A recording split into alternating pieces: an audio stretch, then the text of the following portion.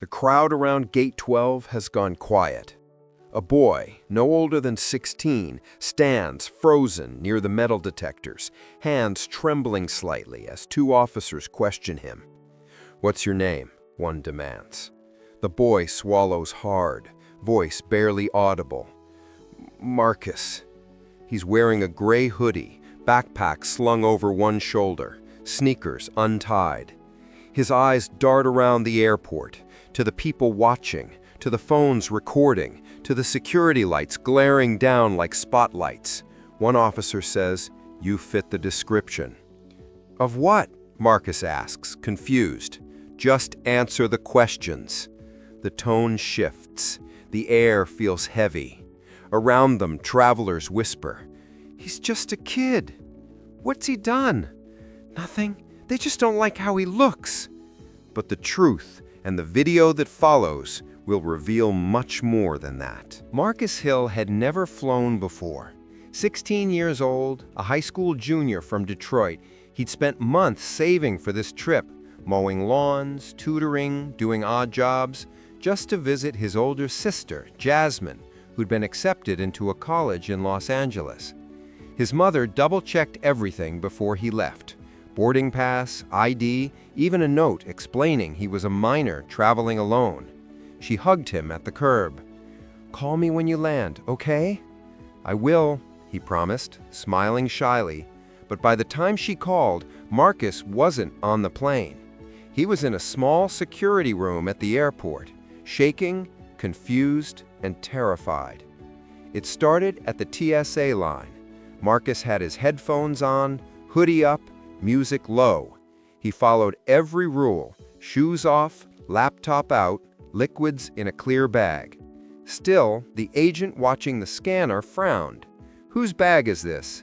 Marcus raised his hand. "Mine." "Step aside." He did. Two officers arrived almost immediately. One asked, "You traveling alone?" "Yes, sir." "Where are you headed?" "Los Angeles." The second officer squinted. "You sure about that?" "Yes." The officer glanced at the bag again. "Why so nervous?" "I'm not," Marcus said softly. "You're sweating." "It's hot." A small laugh escaped him, trying to stay calm, but the officers didn't smile. "Take off your hoodie," one said. Marcus hesitated. "Why?" "You fit the description of a suspect we're looking for." The words made his stomach drop. "What suspect?" "Just take off the hoodie." He obeyed. Cameras from nearby passengers started recording. The people behind him whispered. A mother with two kids shook her head. "He's just a boy," she said quietly. The officers checked his ID, radioed something, waited. Marcus stood still, heart pounding so loud he could hear it in his ears. Minutes dragged. "Can I call my mom?" he finally asked. "Not yet," one officer said. "We're checking your information." "Did I do something wrong?" "We'll let you know." He blinked back tears. Every time he tried to explain, they talked over him. When they finally told him to follow them to a back room, the crowd protested. Someone shouted, "He didn't do anything!" Another yelled, "Why are you taking him?" But the officers didn't answer. In the security office, they made him empty his backpack. Phone charger, notebook, snacks, a gift for his sister wrapped in blue paper. "You're nervous about something in here?" one officer asked. Marcus shook his head. "No, sir." They unwrapped the gift anyway. Inside, a small photo frame and a note that read, "Proud of you, sis." The officer's expression shifted for a split second. Guilt, embarrassment, then hardened again. After nearly an hour, a supervisor walked in, whispering to the officers, "That's not him. The suspect's already been cleared at another terminal." Silence fell. One officer muttered, "You're free to go." Marcus stared at them, eyes wide. "That's it? You can catch your flight." "I missed it," he said flatly. "Then talk to the airline." They turned away, dismissing him. The tears finally came, quiet and slow. But what they didn't know, what none of them knew, was that one passenger had filmed everything, the entire incident, From the moment Marcus was stopped, to the moment he was led away, to the moment he walked out alone with his hoodie in his hands. The video hit social media that evening. Teen boy detained for looking suspicious. TSA under fire.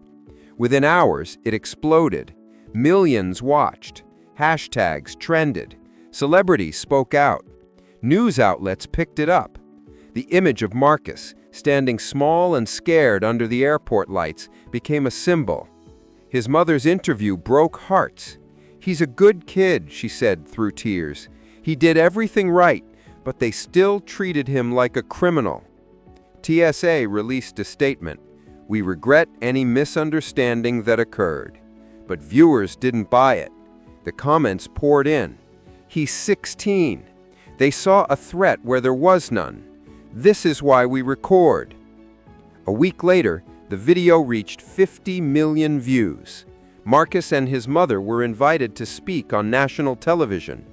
The interviewer asked, "Marcus, what was going through your mind when they stopped you?" He thought a moment.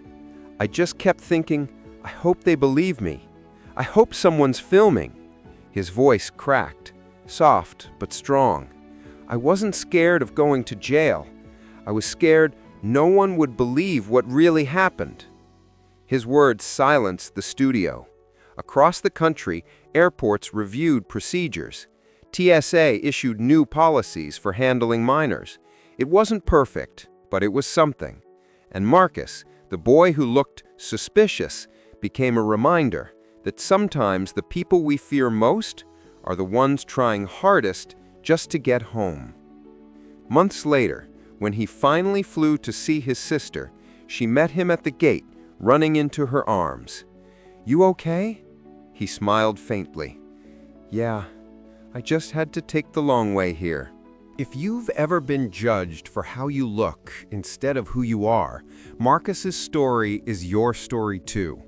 A teenager on his first trip, treated like a suspect because of a hoodie, a look, a fear that wasn't his to carry. Share this video to show the world what happens when good people stay silent, and how one video, one witness, can turn humiliation into change. Comment below if you've ever seen or experienced something unfair. Stories like this remind us that awareness isn't enough, action is. Subscribe to this channel for more real stories the world needs to hear. Stories that shine a light on truth, dignity, and courage. Marcus didn't ask for attention. He just wanted to see his sister. But when injustice found